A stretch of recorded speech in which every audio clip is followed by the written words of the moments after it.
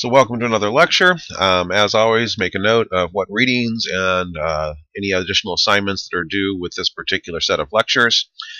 So again, we're now moving forward and we're still building. I do want to really kind of focus on the fact that from the industrial side, all of these components we've been discussing about all interlock. So the job analysis gives us information about actually creating selection tests.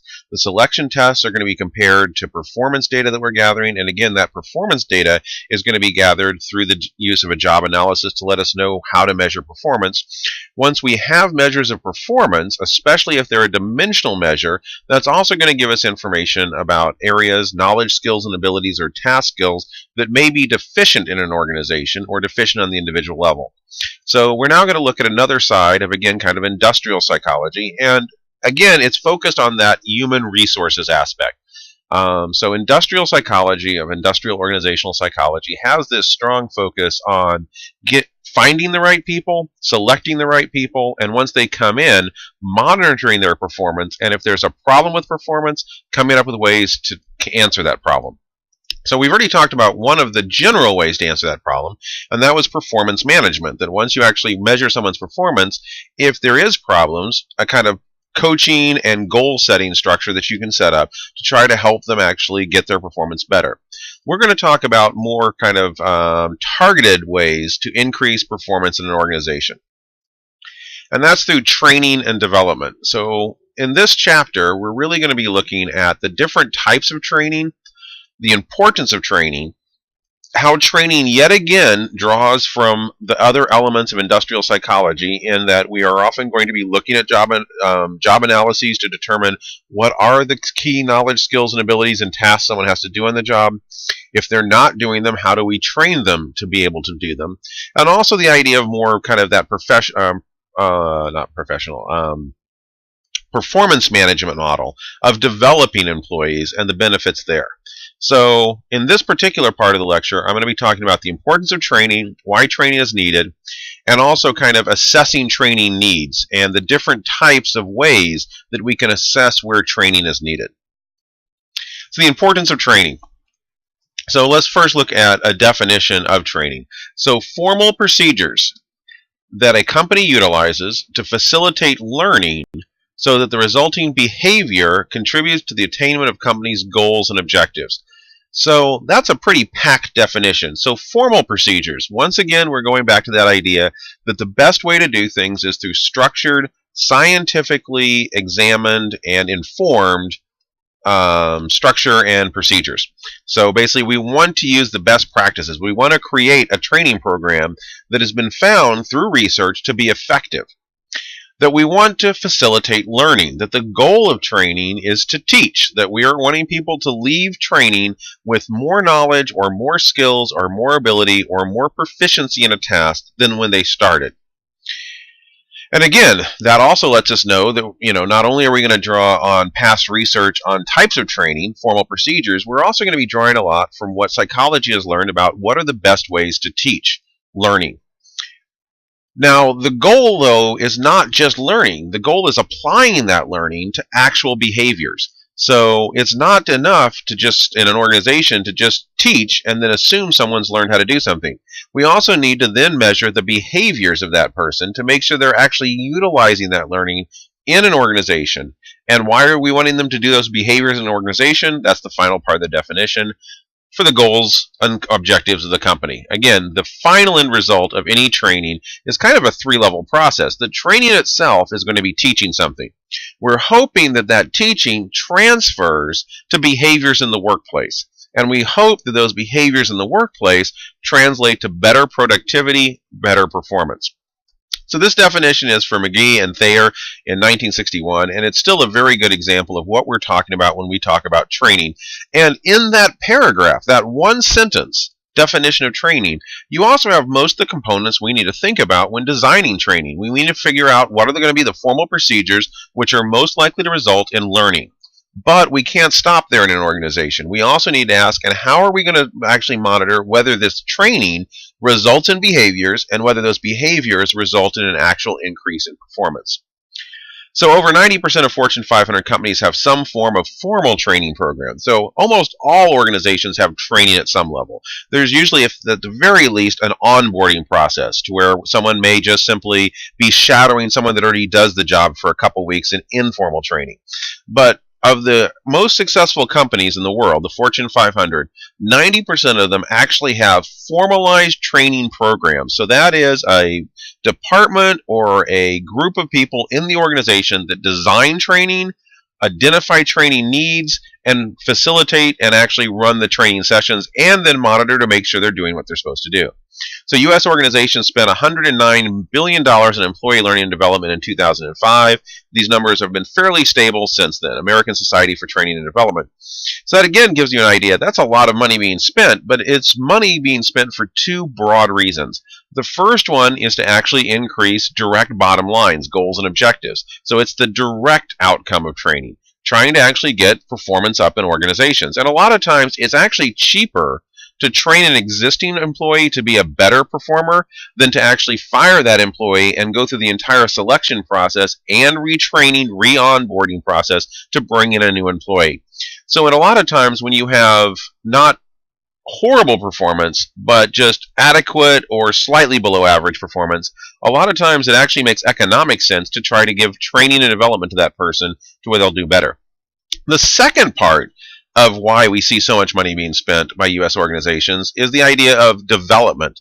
That generally organizations that provide direct coaching, feedback, and training to their employees, there is a secondary outcome of higher job satisfaction and higher commitment to that organization.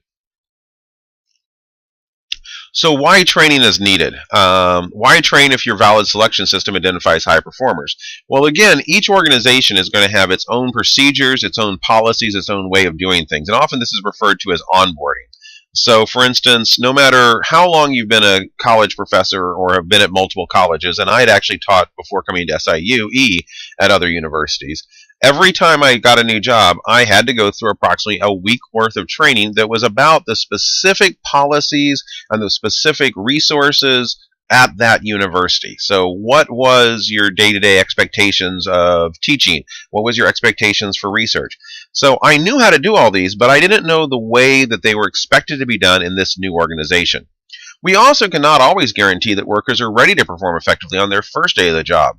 So a lot of times we're not necessarily trying to hire someone that knows how to do everything in their job. We're trying to hire someone that can be trained to do the job that we want them to do. So a lot of times we are hiring people based on their potential to learn these skills. So that's another reason for training. Experienced employees may sometimes be retrained due to changes in their job or orientation.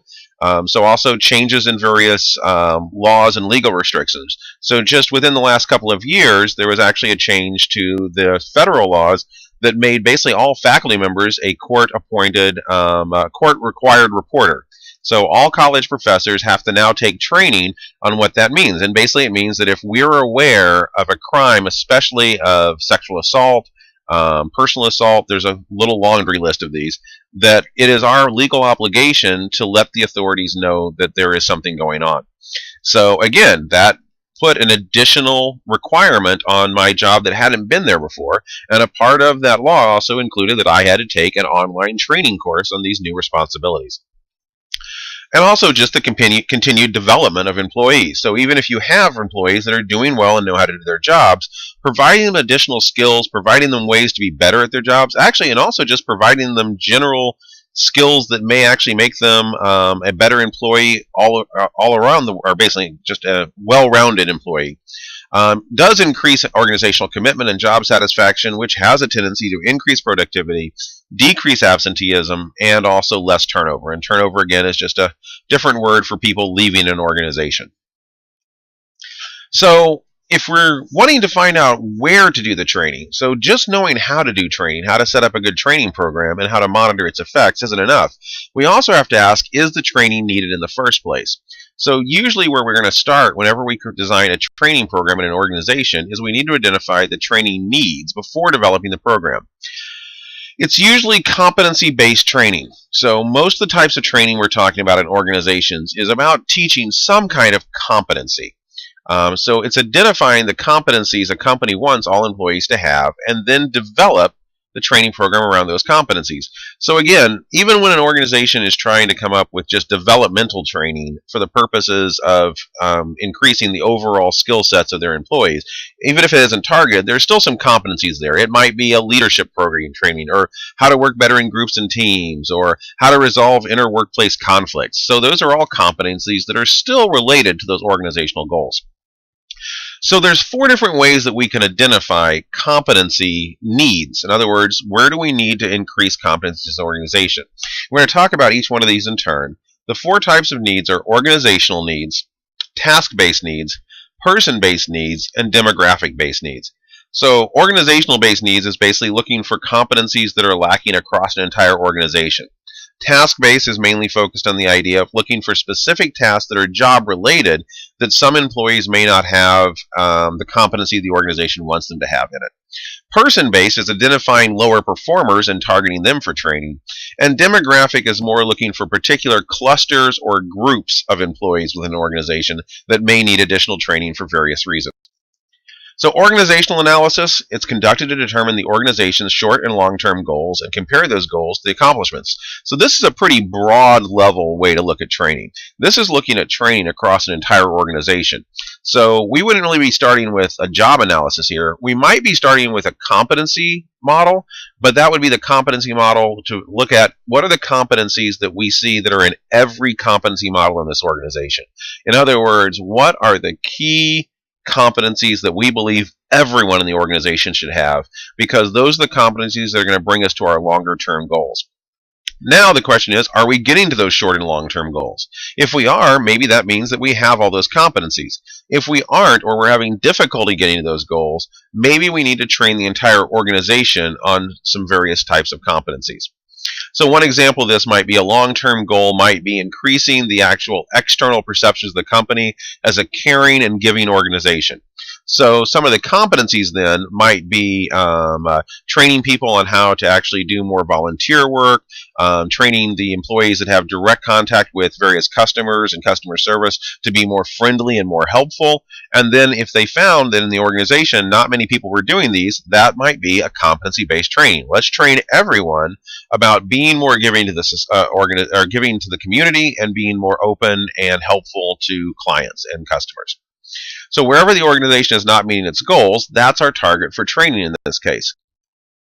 So again, this is about identifying targets that we can address with training to increase the overall objectives and goals of the organization. Organizational culture should be considered. So does the culture see training and development as important? This can be definitely a potential obstacle to this type of training.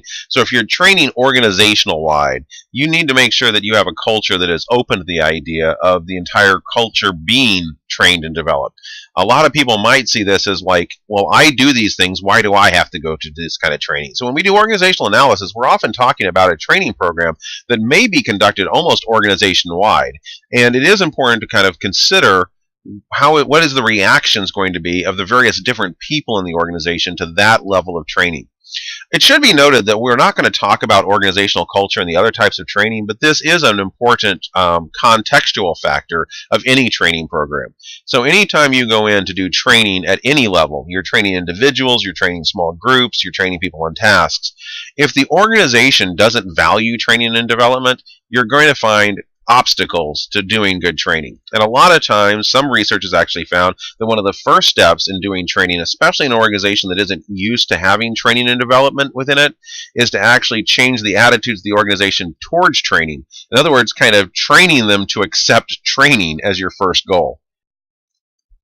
Task analysis is drawing directly from the job analysis. It's the examination of the task requirements for successful completion of each job in the organization. It involves looking at the task-oriented job analysis.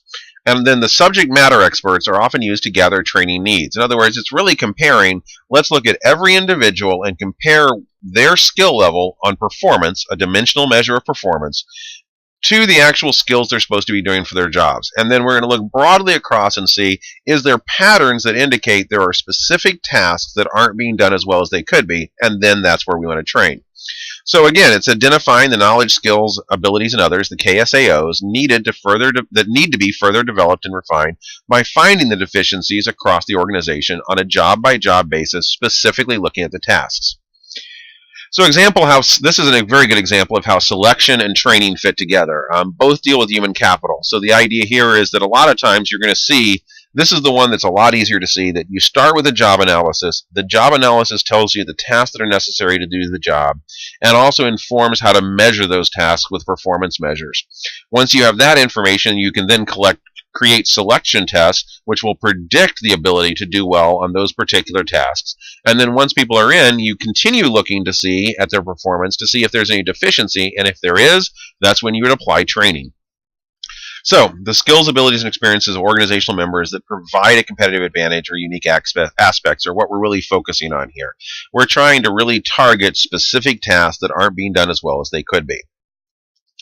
Person analysis is also going to be drawing from that same system. We're still looking at individuals. We're still looking at performance appraisal data, but instead of looking for tasks across people, so when we're looking at it from a task analysis viewpoint, if we identified, for example, that in a group of 20 faculty, that the lowest rated performance rating was teaching across that group, teaching training would then be applied to that group. It would be made available to anyone in that group to try to get that skill level broadly across.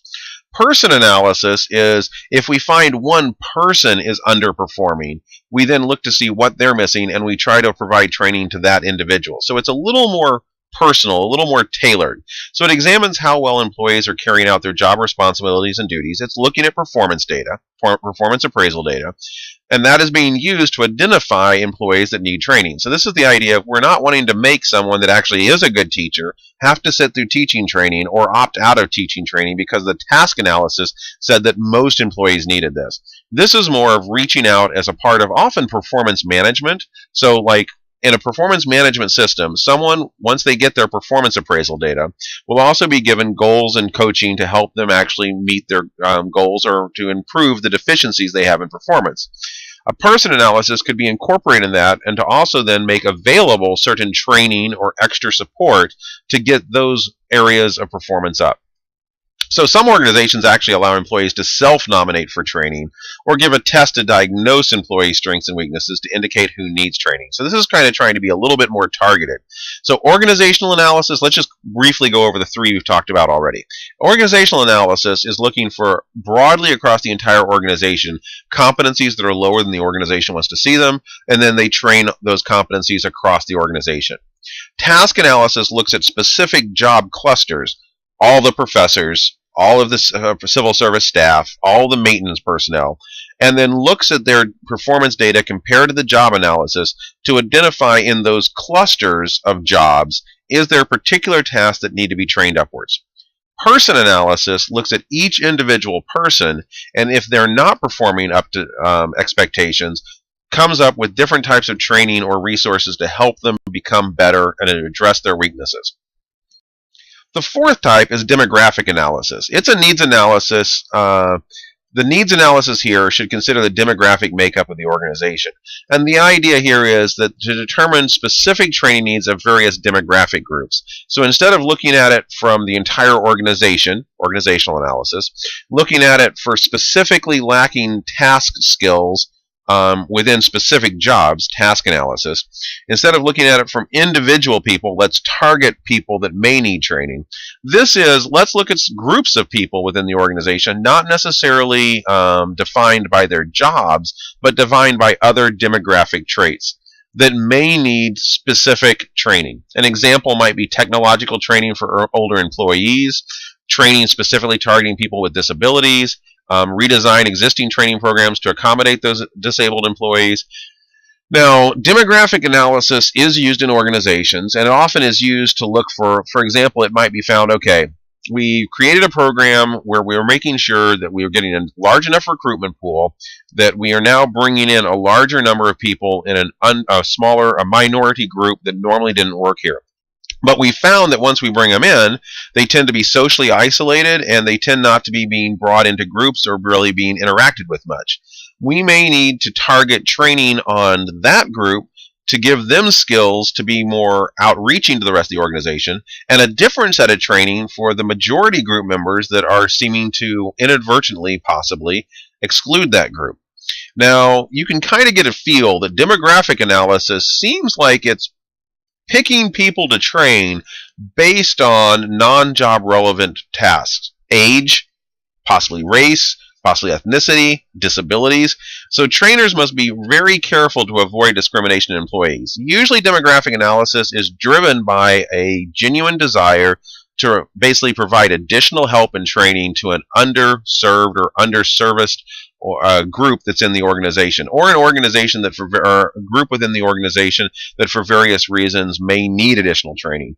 But it is a little bit of a gray zone, and when designing demographic analysis, organizations need to be very careful that they're staying within the requirements of the EEOC and the various laws we talked about in previous lectures.